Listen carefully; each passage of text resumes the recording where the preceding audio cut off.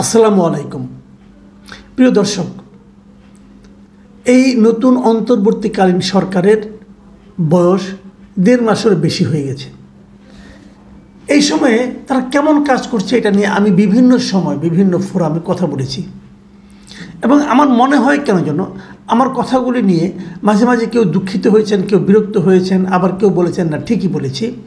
কিন্তু আমার তারপরেও মনে হয় আমার কথাগুলি নিয়ে হয়তো এক ধরনের ভুল বোঝাবুঝির অবকাশ আছে।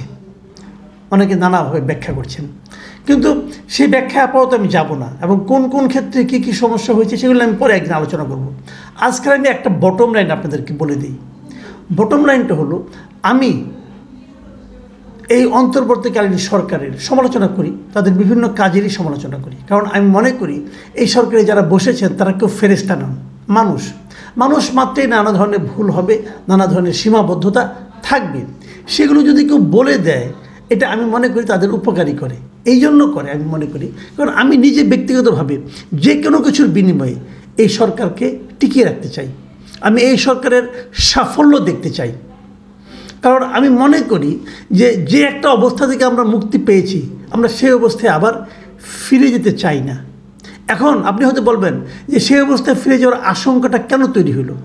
আমি সেই কথাগুলি বলার জন্যই আজকের এই অনুষ্ঠানের অবতারণা করেছি। আমি কতগুলি ঘটনার কথা আপনাদেরকে বলি। মনে করেন তো, বেশ কিছুদিন আগে কতগুলি এই সরকারের আমলেই কতগুলি ঘটনা ঘটেছে, ধারাবাহিকভাবে আপনি একটার পর একটা ঘটনা মাথায় নেন। যে রাজশাহী বিশ্ববিদ্যালয়ের ছাত্রলীগের সাবেক এক নেতা আব্দুল্লাহ আল মাসুদ, তাকে পিটিয়ে হত্যা করা হয়েছে।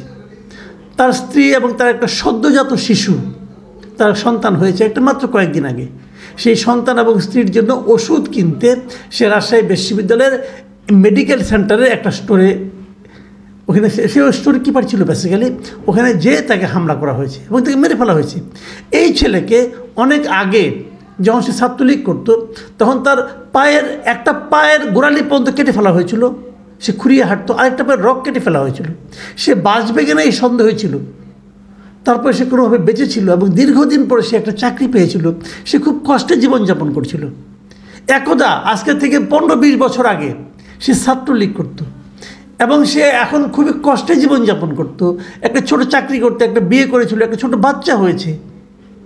তাকে মারাটা কি কোনো সভ্য আচরণ হতে পারে? পিটিয়ে মারা হয়েছিল।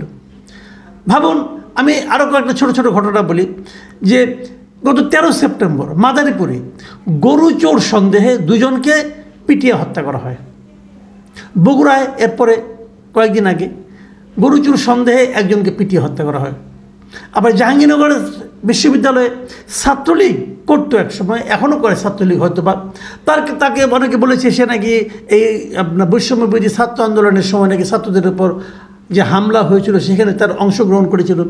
এই কারণে এই অপরাধে তাকে পিটিয়ে হত্যা করা হয়েছে হলের ভেতরে নিয়ে যেয়ে। কেউ মারতে পারে এভাবে? মারার অধিকার কাউকে দেওয়া হয়েছে?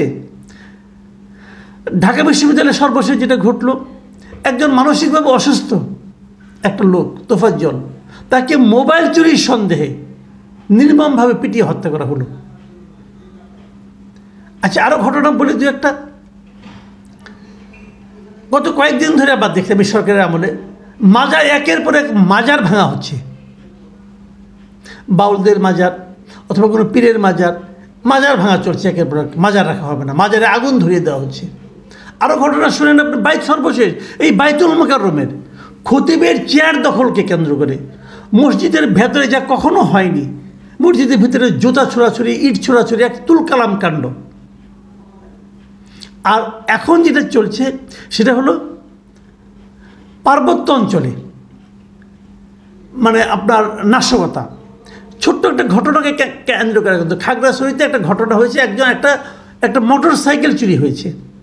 সেই মোটর সাইকেল চুরিকে ধরা পড়ার পর একটা ছেলে মোহাম্মদ মামুন নামে একজনকে মানে পিটিয়ে হত্যা করা হয় এবং এই মৃত্যুকে কেন্দ্র করে পুরো পার্বত্য এলাকায় সংঘাত ছড়িয়ে পড়েছে। মামুন বাঙালি, তারা ওখানে থাকতো। ওখানে তো বাঙালি এবং আদিবাসীদের নিয়ে একটা বিরোধ অনেক আগের থেকেই চলছিল। এটা অনেক দিন ধরে চলছিল, কিন্তু এটা এত সংঘাতপূর্ণ অবস্থা ছিল, আবার সহাবস্থানও ছিল। কিন্তু অনেক সহ অবস্থান ছিল, ব্যবসা বাণিজ্য নিয়ে ভালোই ছিল পাশাপাশি তারা। তাহলে তারা একটা এই বিচার দাবি করে বাঙালিরা মিছিল করেছিল, সেই মিছিলে হামলা হয়েছে। তারপরে আপনার 19 তারিখে মারামারি, ভাঙচুর, অগ্নিসংযোগ, 3 জন নিহত, 15 জন আহত ওই দিনই ঘটেছে 19 তারিখে। এরপর 20 তারিখ, 21 তারিখ চলছে কিন্তু, তারপরে সেটা ছড়িয়ে পড়েছে রাঙামাটিতে। এই যে বিষয়গুলো ঘটছে, আজকে দেখলাম সেখানে এই রাঙামাটি, খাগড়াছড়ি, বান্দরবনে এই সমস্ত এলাকায় আজকে স্বরাষ্ট্র উপদেষ্টা লেফটেন্যান্ট জেনারেল মোহাম্মদ জাহাঙ্গীর আলম চৌধুরী সহ সরকারের 3 জন আরও উচ্চপদস্থ ব্যক্তি গিয়েছেন। হাসান আরিফ গিয়েছেন, পার্বত্য বিষয়ক উপদেষ্টা সুপ্রদীপ চাকমা গিয়েছেন, এবং আপনার প্রধান উপদেষ্টা যে প্রতিরক্ষা ও জনসংহতি, জাতীয় সংহতি উন্নয়ন বিষয়ক বিশেষ সহকারী লেফটেন্যান্ট জেনারেল অবসরপ্রাপ্ত আব্দুল হাফিজ, এরা সবাই গিয়েছেন এবং সেখানে গিয়ে তারা মিটিং করেছেন, কাজকর্ম করছেন। আমার কথা হলো এটাকে সরকারকে নিয়ন্ত্রণ করতে হবে, কিন্তু তারও যে বড় কথা হলো এই যে পুরো ঘটনা প্রবাহ, এগুলো কি সবই বিচ্ছিন্ন ঘটনা, নাকি এই ঘটনাগুলো কোনো একটা এক সুতোয় গাঁথা? এই প্রশ্নটাই আমার আজকের জন্য সবচেয়ে জরুরি মনে হয়েছে। এক সূত্রে কিন্তু গাঁথা হতে পারে। আমি যদি বলি এই সরকারকে অস্থির করে দেওয়ার জন্য, অস্থিতিশীল করে দেওয়ার জন্য, এই সরকার ব্যর্থ এমনটা প্রমাণ করার জন্য এগুলি করানো হচ্ছে, তাহলে আপনি এটা কীভাবে অস্বীকার করবেন? কেন এগুলি ঘটতে থাকবে? যে নামেই ঘটুক, দেখেন ঘটে কিন্তু অনেকভাবেই।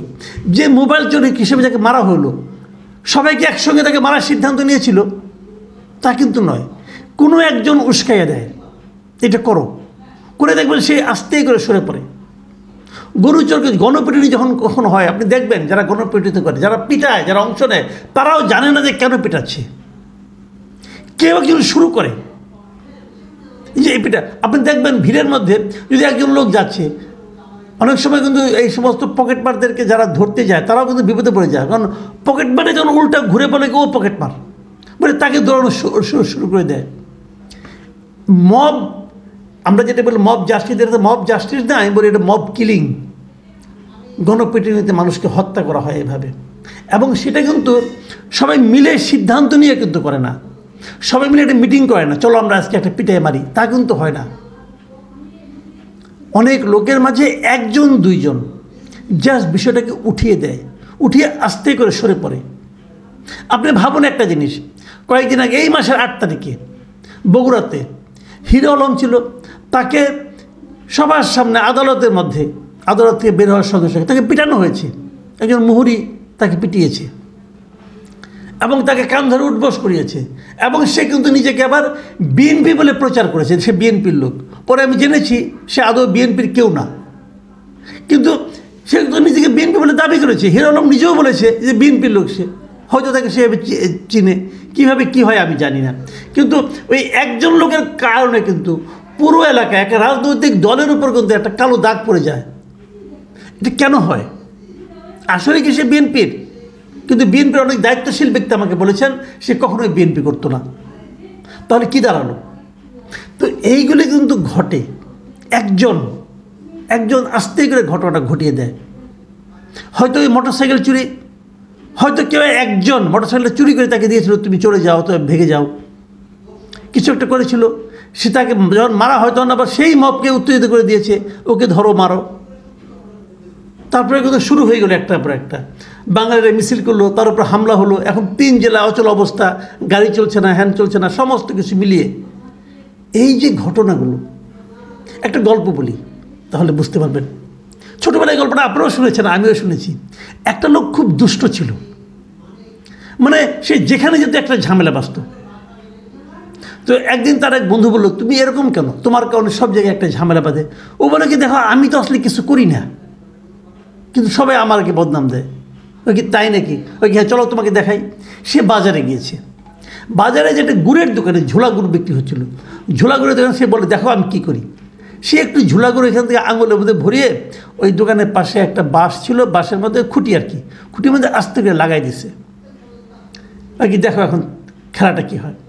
এখন ওই খুঁটির মধ্যে গুড় দেখে ওখানে যে একটা মাছি বসেছে, এখন যখন মাছিটা ওটা গুড়টা খাচ্ছে, তখন মাছিটাকে ধরার জন্য একটা টিকটিকি আবার আশেপাশে ছিল, সে ওত পেতে আছে মাছিটাকে ধরবে। আর টিকটিকিটা দেখে পাশের দোকানদারের একটা বিড়াল ছিল, সে বিড়ালটা টিকটিকি ধরার জন্য মানে খাপ পাচ্ছে, মানে করছে আর কি, পায়তারা করছে। এবং বিড়ালের এই যে পজিশন নেওয়া, এটা দেখে পাশে আবার একটা কুকুর ছিল, সে বিড়ালটার উপর কিন্তু যে ধরবে তাকে। এখন যেই টিকটিকি ওটার মধ্যে যে ঝাঁপিয়ে পড়েছে, মাছিটা উড়ে চলে গেছে, টিকটিকি যখন উড়ে যাচ্ছে দেখে বিড়াল তাকে ঝাঁপিয়ে পড়েছে, কুকুর যে বিড়ালের উপরে ঝাঁপ দিছে, যে ঝোলা গুড়ের মধ্যে যে কুকুরও পড়েছে, বিড়ালও পড়েছে। এখন গুড়ের মালিক সে মনে করছে পাশের যে দোকানদার তার কুকুরে সে আমার ঝোলা গুড়ে পড়লো, সে তার উপরে যে হামলা করেছে, তুই কেন তোর কুকুর আমার এখানে ফেলে দিলি। এই একজন দুজনে মারামারি করতে করতে পুরা বাজার রণক্ষেত্র হয়ে গেল। পাশে দাঁড়িয়ে ওই লোকটা বললো তার বন্ধুকে, দেখছো আমি কিন্তু কিছুই করি নাই, খালি গুড়টা লাগিয়েছি। প্রিয় দর্শক, আমাদের এখানেও কিন্তু কেউ একজন অথবা কোনো একটা গোষ্ঠী কেবল গুড়টা লাগাচ্ছে। গুড়টা কে লাগাচ্ছে? আমি মনে করি এই সরকারকে সেই গুড় লাগানোর ব্যক্তিকেও ধরতে হবে, পরিস্থিতিও সামাল দিতে হবে। প্রিয় দর্শক, এখন এ পর্যন্তই। আল্লাহ হাফেজ।